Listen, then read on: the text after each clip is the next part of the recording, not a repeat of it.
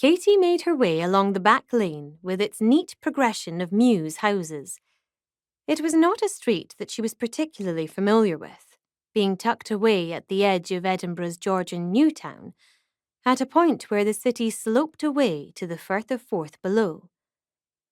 The fortunes of the street would have fluctuated over the 150 years of its existence.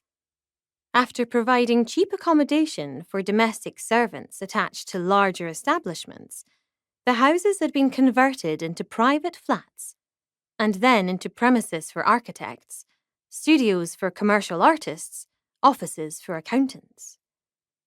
This mix of domestic and business use had continued into the present, with the result that at night the street still had a certain life to it.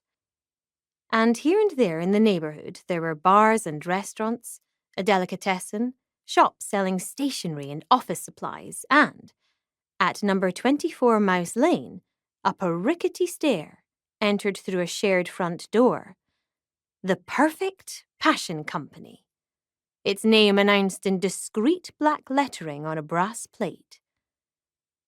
Katy pressed a small button at the side of the door.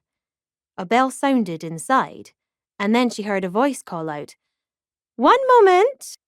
She smiled.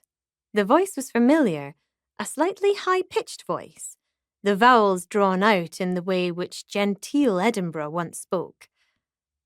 Every city had its ancient accents, obscured over time by layers of accretion, but still heard now and then in odd surviving corners.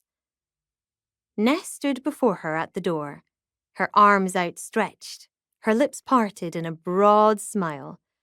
"I knew it was you," she said. "Or rather, I hoped. And there's a point, isn't there, where hope becomes conviction."